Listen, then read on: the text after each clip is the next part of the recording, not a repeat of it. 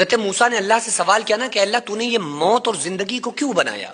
یہ کیا دنیا کا مقصد ہے کہ ایک بچہ پیدا ہوتا ہے، پیدا ہونے کے بعد ماں باپ اسے پرورش کرتے ہیں، بڑا کرتے ہیں، کوئی بچپن میں ہی انتقال کر جاتا ہے، کوئی جوانی تک رہتا ہے، کوئی بڑھاپے تک رہتا ہے، لیکن ایک وقت آتا ہے کہ اسے دنیا سے جانا ہوتا ہے، اسے رخصت ہونا ہوتا ہے۔ اس بات کا جواب اللہ نے قرآن میں بھی دیا ہے۔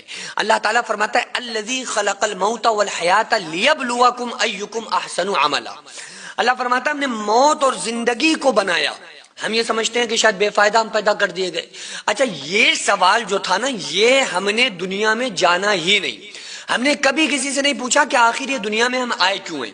دیکھو، ہر چیز کے پیچھے ایک وجہ ہوتی ہے، کوئی نہ کوئی وجہ ہوتی ہے نا۔ آپ یہاں آ کے بیٹھے ہوئے ہیں، اس کے پیچھے بھی کوئی وجہ ہے۔ ہم بات کر رہے ہیں، اس کے پیچھے بھی کوئی وجہ ہے۔ یہ موبائل کے پیچھے کور لگا ہوا ہے، یہ اس کے پیچھے بھی وجہ ہے۔ یہ لائٹنگ جل رہی ہے، کیوں جل رہی ہے؟ کیونکہ اندھیرا تھا، اندھیرے کو ختم کرنے کے لیے لائٹیں جلائی گئی۔ غرض کے دنیا کے ہر کام کے پیچھے کوئی نہ کوئی وجہ ہوتی ہے۔ لیکن دنیا کا جو سب سے بڑا کام تھا وہ یہ تھا کہ اللہ تو نے ہمیں پیدا کیوں کیا؟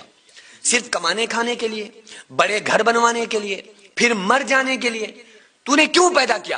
یہ سب سے امپورٹنٹ سوال تھا، لیکن افسوس یہ سوال کا جواب نہ والدین نے بتایا، نہ ٹیچر نے بتایا، نہ دوستوں نے بتایا، نہ رشتہ دار، کسی نے نہیں بتایا۔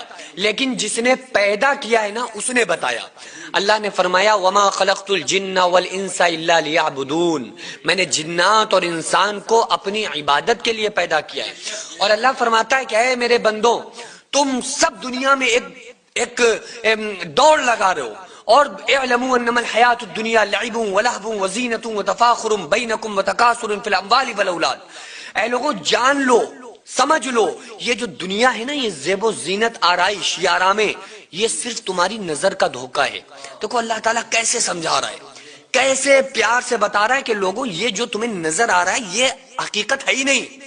اللہ نے قرآن میں مثال دے کر فرمایا کہ یہ دنیا جس کو تم دیکھتے ہو اور اس کو پانے کی خواب دیکھتے ہو اور اس کی طلب میں لگ جاتے ہو، یہ تو وہ دنیا ہے، ایسے ہے، اللہ قرآن میں فرما رہا ہے جیسے تم سڑک پہ راستے میں چلتے ہو تو تمہیں روڈ پر دور تمہیں پانی نظر آتا ہے روڈ پر، لیکن جب تم روڈ کے بالکل قریب پہنچتے ہو نا آگے، تو وہ پانی وہاں نہیں ہوتا، وہ پانی پھر اور دور ہو جاتا ہے۔ تو اللہ فرما رہا ہے اسی طرح سے تم دنیا کی طلب میں لگے ہوئے ہو، دنیا تمہارے ہاتھوں سے نکلتی جا رہی ہے اور تم دنیا کو پانے کی طلب میں دنیا کے پیچھے پیچھے دوڑتے جا رہے ہو۔ تو اللہ نے فرمایا زیب و زینت، آرائش جو دنیا میں عیش و عشرت دیکھ رہے ہو، اس کی کوئی حقیقت نہیں ہے۔ اللہ فرما رہا ہے تمہیں دھوکے میں ڈال رہی ہیں چیزیں، یہ مت کرو۔ یہ موت اور زندگی کو اللہ نے ایک مقصد کے لیے بنایا ہے، اور اس مقصد کا ذکر اللہ تعالیٰ نے سورہ ملک کی دوسری آیت میں کرتے ہوئے فرمایا الذی خلق الموت والحیات لیبلوکم ایکم احسن عملا، کہ اللہ فرماتا ہے ہم نے موت کو اور زندگی کو بنایا اس لیے تاکہ ہم دیکھیں گے، آزمائیں گے تم میں اچھے عمل کون کرتا ہے۔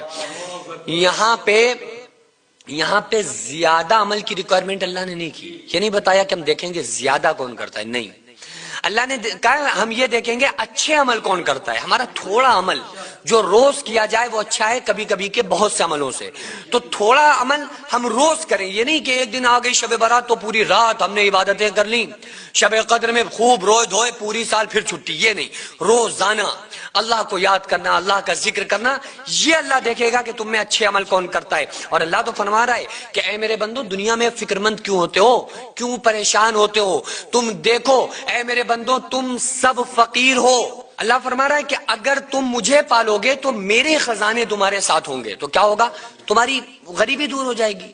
اللہ فرماتا ہے اگر تمہارے پاس رہنے کے لیے گھر نہیں ہے، مکان نہیں ہے، تم اکیلے پڑ گئے ہو تو مجھے پالو۔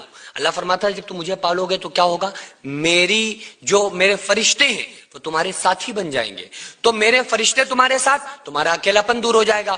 اللہ فرماتا ہے غرض کے مجھے پالو، سب کچھ جو کچھ میرے پاس ہے وہ سب تمہارا، دنیا میں کسی چیز کی خواہش نہیں رہے گی۔ ہم نے کیا کیا؟ اللہ کے علاوہ پوری دنیا کے پانے کی فکر میں ہم لگ گئے۔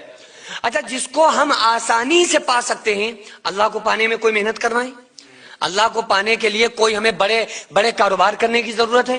نہیں بھائی، ایک آنسو کی ضرورت ہے، ایک زندگی میں سجدہ کر کے دیکھو اللہ کے سامنے کہ اللہ میں آیا ہوں تجھے منانے کے لیے، صرف تیرے سامنے تجھے پانے کے لیے.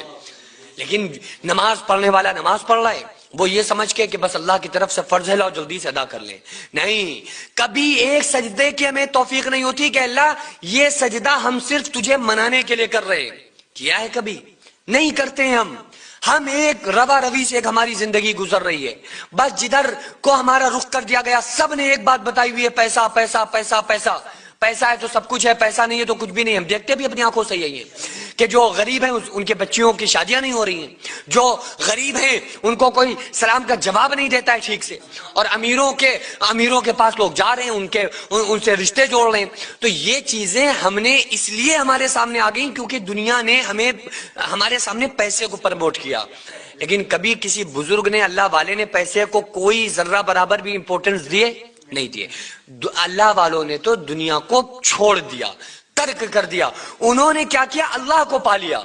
جب انہوں نے اللہ کو پایا تو اللہ نے کیا کیا؟ اللہ فرماتا ہے کہ جب تم مجھے پالو گے تو میں پوری کائنات کو میں تمہارا غلام بنا دوں گا. پھر پوری کائنات غلامی میں آ جاتی ہے. اس لیے اللہ کو پاؤ. اللہ اسی کے لیے گلا کرتا ہے، یا ایھا الانسان، اے انسانوں. یہاں مومنوں کو نہیں کہا، یہ نہیں کہا گیا ایمان والوں نیکو، نہیں. اللہ فرما رہا ہے یا ایھا الانسان، اے انسانوں. جھوٹو سچو نیکو برو سب کو اللہ نے مخاطب کیا. یا ایھا الانسان، اے انسانوں، اے لوگوں، اے میرے بندوں. ما غرک بربک الکریم، تمہیں اپنے رب کریم کے بارے میں کس نے دھوکے میں ڈال دیا؟ اللہ سے دور ہو گئے، اللہ کو چھوڑ دیا. جاؤ اپنے رب کو پاؤ. اللہ کو پالو گے اللہ کی طاقتیں تمہارے ساتھ ہوں گی، تمہاری کمزوری دور ہو جائے گی.